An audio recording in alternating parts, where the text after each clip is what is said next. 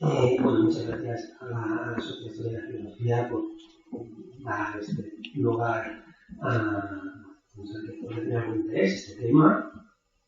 ¿No? Y muchas gracias por programarnos hasta ahora, el programa hasta ahora. Me hace mucha ilusión sentirme como el telonero de Enrique Novella. Tenía que decirlo, ¿no? Porque coincido en el tema de Binswanger. Él luego de las charlas estupendísimas, como es habitual, y bueno, pues esta conjunción me ha hecho mucha ilusión. Bueno, me gustaría que nos presentáramos, también me hace mucha ilusión que nos ofrezca esta posibilidad, porque ya que nos hablas, pues a mí me gusta hablar como psiquiatra, y ya está, ¿no? Porque lo que puedo decir mejor desde que puedo comentar las cosas fundamentales desde la práctica clínica, del día a día, desde que terminé en Madrid, he trabajado de psiquiatra en la Fundación Ambulancia en Barcelona, y desde ahí es desde donde un poco comentaré estas cuestiones. Sí que, aunque me hace mucha ilusión solo presentarme así, sí tengo que también hacer mención, porque sale luego un momento y creo que es importante, ¿no? Un poco el contexto en el que se desarrolla este trabajo, esta investigación, de un proyecto con el grado de Ministerio de Ciencia, ¿no? Que desarrollamos con la Universidad de Filosofía, la Facultad de Filosofía de la Universidad de Barcelona, bajo la dirección del filósofo María Esquirol y del psiquiatra Pablo Ramos, del Hospital de la Princesa. Y bueno, en este contexto también es importante, ¿no? Un poco la parte académica en la que se puede enmarcar. Bueno, decías el título. El título era Binswanger en Groninga. Groninga es una ciudad de los Países Bajos en la que en 1926 dio una charla, una pequeña conferencia. Yo creo que no sería más que esto que estamos haciendo nosotros. No creo que fue una gran conferencia, una mesa, presentación de una tesis. Y yo lo que iba a hacer era, aquí, el año pasado, tratar de desmenuzar por lo que había expuesto en Binswanger. Pero a lo largo de este año, pues el trabajo aquí unas proporciones desmesuradas y se han metido los entresijos que sería tedioso desarrollar aquí. Entonces, cambié un poco mi planteamiento y lo que voy a hacer son dos cosas. Una es tratar de, a partir de las cuatro nociones del título, por eso también es importante, ¿no? Las cuatro nociones son centrales del título: Binswanger, Groninga, comprender, esa es la palabra fundamental, y el análisis existencial, pues un poco situar el por qué puede tener algún interés en tratar este tema, y luego, pues, quien tenga interés en acercarse a esa conferencia, que probablemente no sea de lo mejor de lo que yo la conferencia, es muy válido, pero bueno. Pero sí, no por las respuestas que dan, pero sí por las preguntas que planteáis, que es lo que me interesa, ¿no? Entonces, había subtitulado para esta nueva versión, digamos, una lectura desde la clínica hacia la filosofía, ¿no?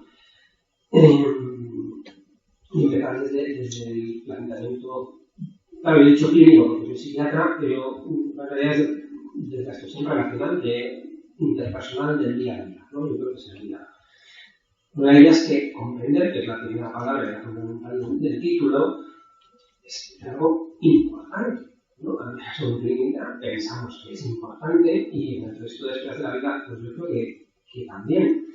Y sin embargo, es algo que se da muy poco y que académicamente está tremendamente a pesar de las variables que se ha aprendido. Intentaré mostrarlo. Uno recordaba que esta mesa tenía el título de controversias teóricas, pero va a entrar en controversia con las dos charlas precedentes, ¿no? Porque en esta, precisamente, y lo que van a preguntar de puntos, ¿no? Pues, situarnos en una posición distinta. Bueno, la idea es que, en general, intentamos comprender de cara a intervenir de alguna manera, ¿no? Tengo una clínica, ¿no? Pero intervenir ya sea desde una perspectiva psicológica, farmacológica, social, ¿no? Pero ya nuestra comprensión suele venir a aquello hacia lo que nos vamos a dirigir. Y en este sentido, pues, de alguna manera estamos anticipando una explicación de lo que ocurre a aquella persona. Anticipamos pues, lo que se llama determinantes, ¿no? Una palabra que a veces se usa en los determinantes sociales, ¿no? Tiene una carga kantiana que, pues, para quien, que también es fundamental, ¿no? Pero bueno, anticipamos determinantes del malestar, con la explicación psíquica, biológica, social, espiritual, de que queramos, y a partir de ahí, pues intentamos entender a la persona que tenemos delante. Pero claro, explicar no es comprender el propio malestar, ¿no? Explicar en el sentido de explicar, de desplegar, ¿no? el pliego, la cita, de sacar a la luz, de sacar la entraña, que no solo es biológica, sino muchas veces psicológica o social, ¿no? El sacar lo que queremos que hay ahí en el fondo, ¿no? Dentro del cráneo, o debajo de la conciencia, o debajo de la emoción, o fuera del sujeto, en el contexto social. Todo eso, a mi entender, no es comprender a la persona. Es dar explicaciones que están más allá, ¿no? Por poner un ejemplo clínico, ¿no?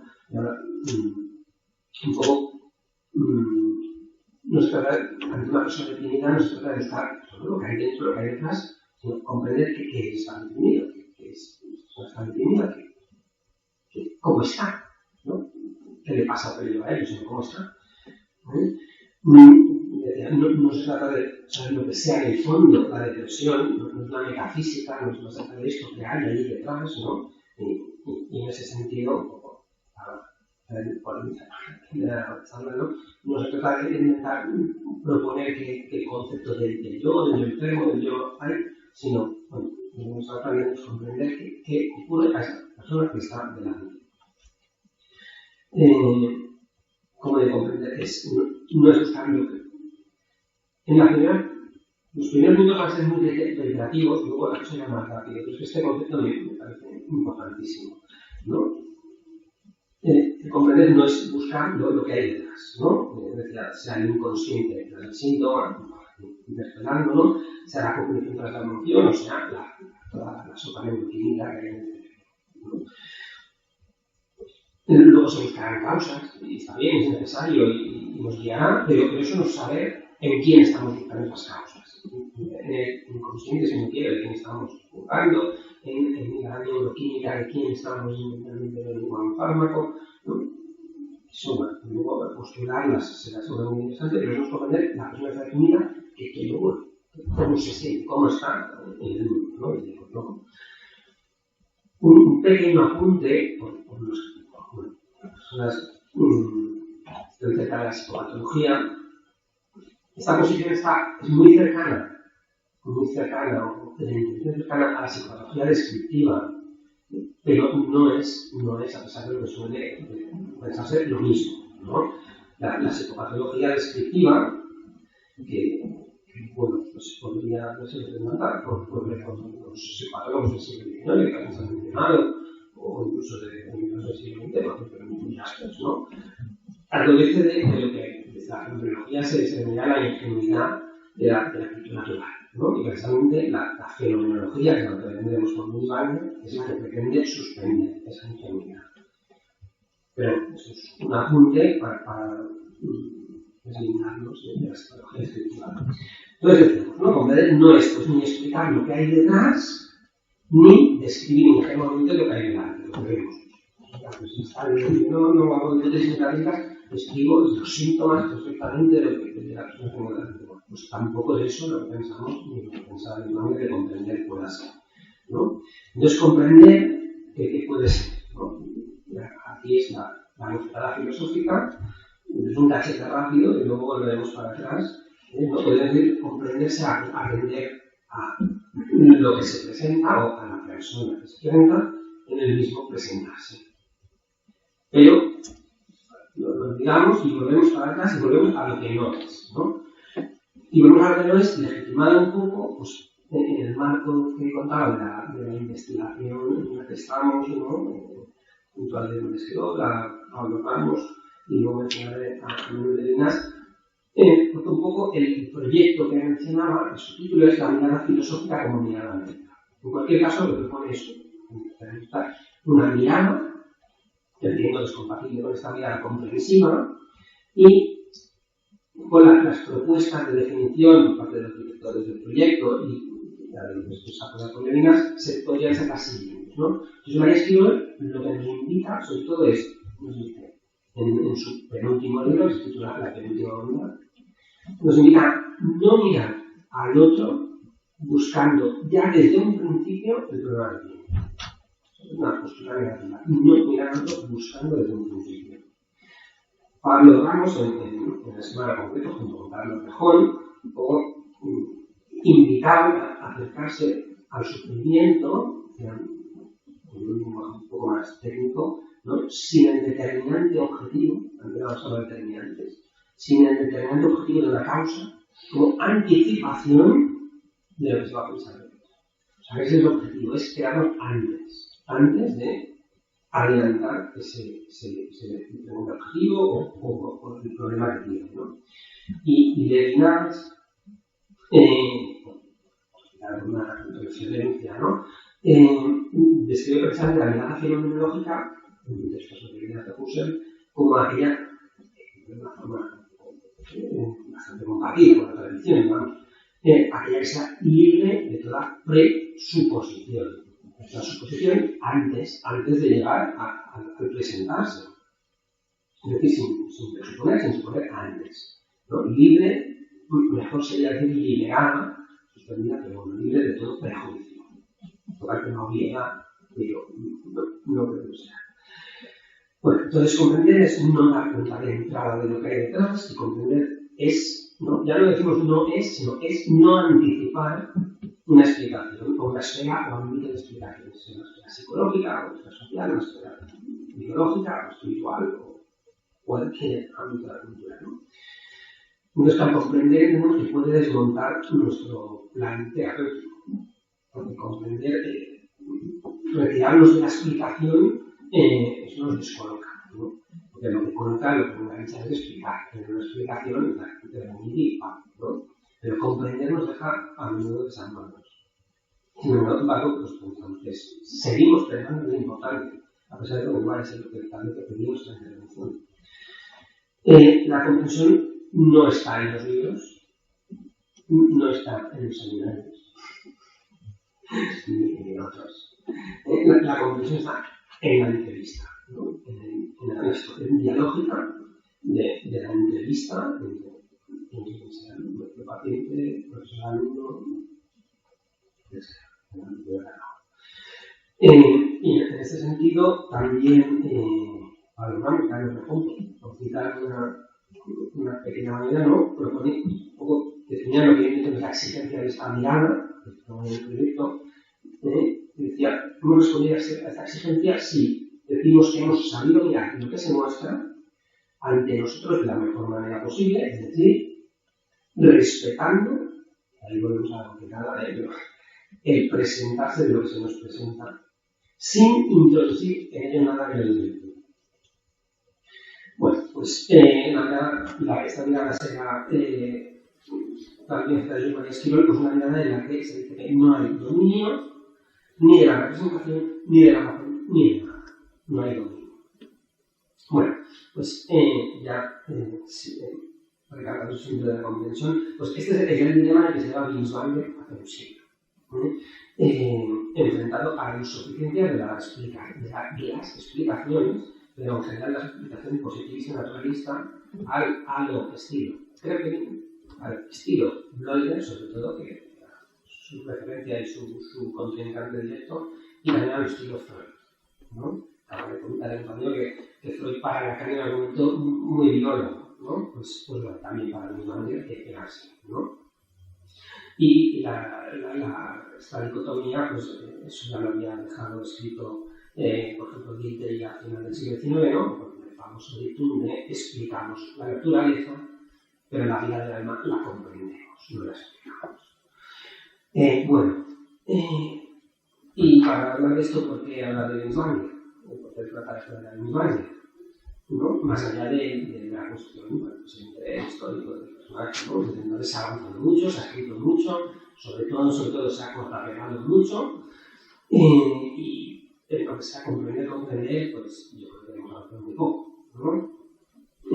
Y estudiar autores como Binswanger nos ofrecen varias ventajas. Una, yo creo que esta es ya fundamental y suficiente, es que alejarnos de las rutinas discursivas contemporáneas nos impide salir humano de frases hechas, de argumentos aprendidos, nos obliga a pensar. Y solo eso pues ya sirve, ¿no? Para eso servirían muchísimos autores, pero Binswanger, ¿no? Especialmente Binswanger nos sirve por el diálogo que establece directo pues, con la tradición filosófica del movimiento. Dilthey, Husserl, los kantianos, lidiar con todo eso no es como echar una puñal de SM y ya está, ¿no? Sino que hay que un poco arreglarse y ponerse con ello. Y hay otra cuestión por la historia que me parecía que esa época es interesante en el sentido que es una historia muy incipiente de la terapéutica. Como no tenían la psicofarmacología que hoy no estaba desarrollada, la psicoterapia de una manera extendida, pues tampoco, no había propiamente intervenciones terapéuticas de eficacia probada que se pudieran desarrollar, ¿no? Bueno, si las había, estaba una historia muy incipiente, ¿no? Entonces, vale, pues les necesitaba mucho comprender, bueno, tampoco sé muy bien lo que voy a hacer con este caso, pero al menos voy a intentar comprender qué me pasa. Entonces, los esfuerzos que se hacían en ese momento y que ahora creo que vienen muy hermanos ya sesgados por la lección de la Comunidad de Rey, pues creo que hacen que el pensamiento de esa época sea muy interesante. Había apuntado que podría haber sido, por ejemplo, otro autor, Minkowski, ¿no? Que a lo mejor fue empírico, quien me comentaba ahora que estaba interpretado intensamente, que yo no lo sabía. Pero ahora es Binswanger, que lo hacíamos aquí, y un poco lo que venía a decir eso, no nos serviría, yo creo, o menos la tradición del siglo XIX, pues primer y porque creo que todavía, aunque era la otra época que nos podemos pensar, pero no habían desarrollado un diálogo con el pensamiento de la época que permitía una reflexión suficiente sobre los fundamentos de la comprender, ¿no? Pero sobre ello, pues el Binswanger, por ejemplo, ya está un poco hecho. O sea, no nos sirve un XIX puramente descriptivo, no nos sirve un XXI hiperintervencionista y superexplicativo, y mitad del siglo XX, pues primeros del siglo XX, pues es el momento ideal para estudiar la comprensión, ¿no? Entonces, ¿por qué eso es Binswanger y por qué antes del análisis existencial? Pues bueno, yo creo que ya con el momento reciente ya se entiende, ¿no? Pues porque el análisis existencial es su propuesta para la comprensión del sufrimiento psíquico. Y lo que yo tengo entendido es que pues, nos interesa mucho antes de la propuesta, ¿no? Como podrían ser propuestas psicoanalíticas o cognitivas, lo que sea, ¿no? Y si no queremos, no nos sirve la comprensión de cualquiera de estas propuestas, pues tampoco de entrada para que la pregunta la análisis existencial del Binswanger, ¿no? Entonces, ¿y cuándo empieza la propuesta de análisis existencial del Binswanger? Pues bueno, en fechas un poco oscilantes, entre las lecciones de Luis Ferma del 28 y el sueño existencial del 30, bueno, en cualquier caso lo que está clarísimo es que no empieza antes de la publicación de ese libro de Haeckel. Entonces, se tiene que publicar en el 26.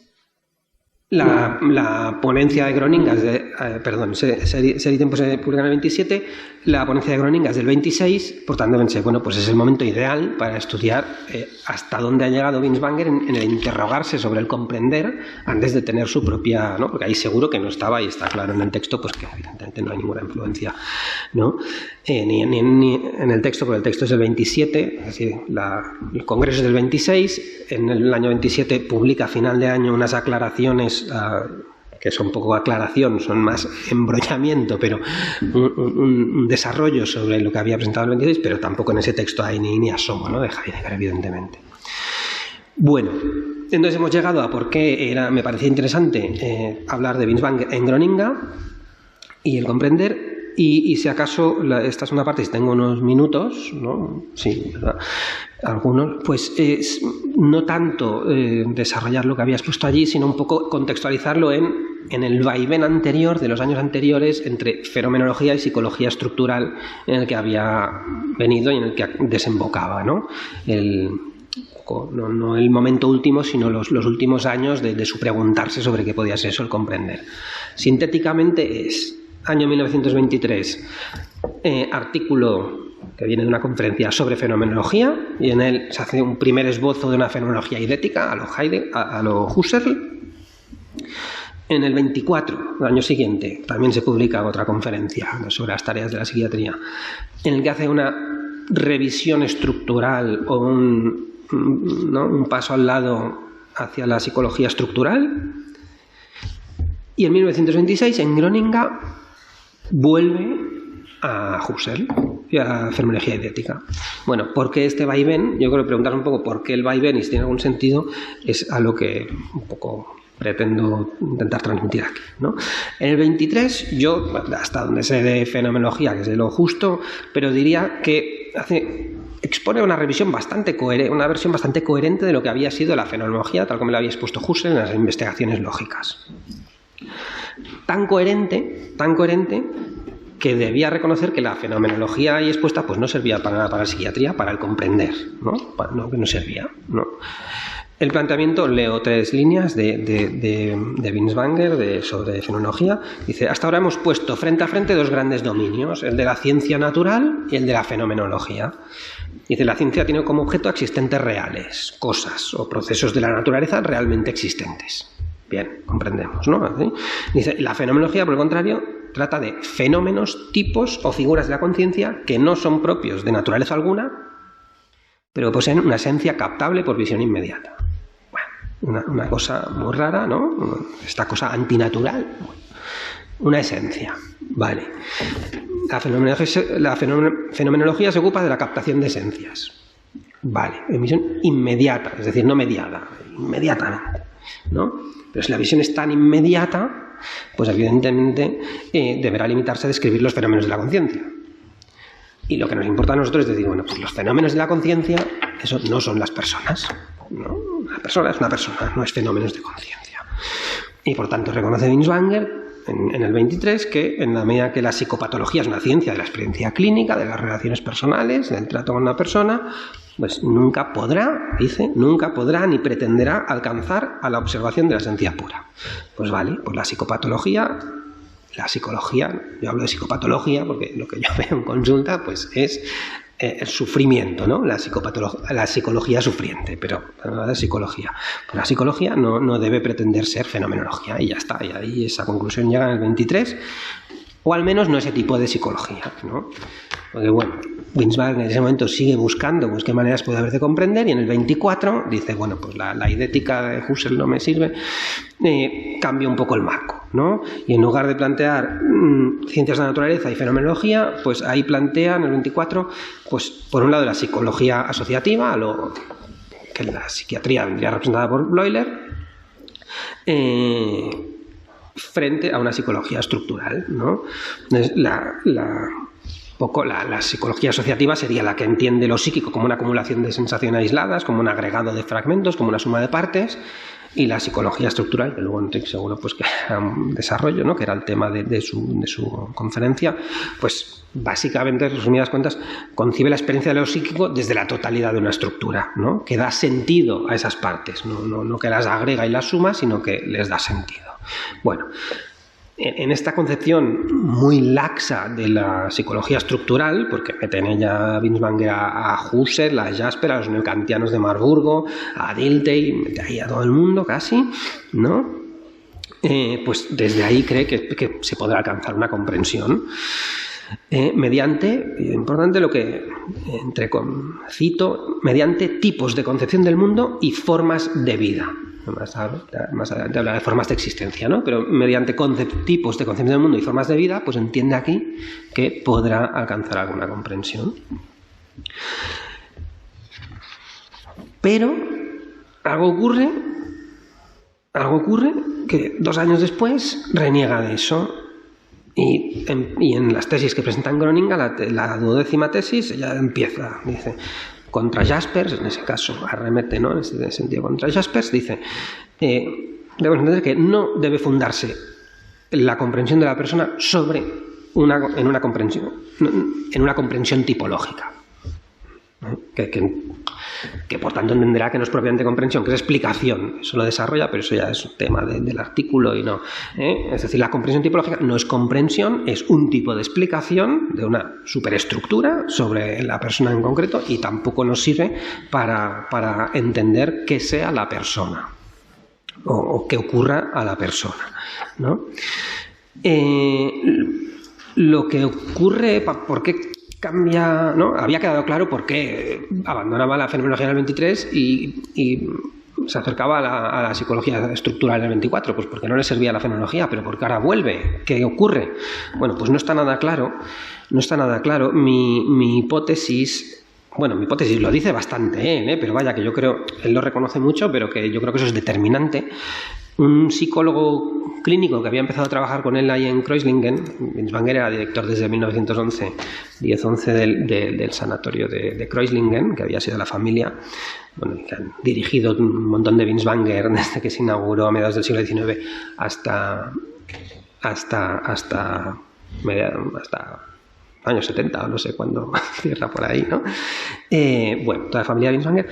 Un psicólogo clínico que había empezado a trabajar allí en el año 25, Heinz Moritz Graumann, defiende su tesis doctoral en Múnich en el 24 sobre fenomenología de la comprensión. Si hay algo en la sala, alguien, yo pienso en algún estudiante, alguien interesado en trabajar este texto que está en alemán y yo no puedo leer y desmenuzarlo, yo creo que nos ayudará a entender mucho qué le hace a Binswanger ver que eso nos sirve y que hay que volver a Husserl, pero yo no he podido acceder a ello. El caso es que vuelve a Husserl y en el 26-27 intenta volver a él. No voy a desarrollar eso. Yo entiendo que no ofrece mucho más de lo que había expuesto en el 23. Se dedica básicamente a una crítica alocada a los neokantianos, a Rickert. Yo creo que no aporta mucho, Sí, es uno. Gracias.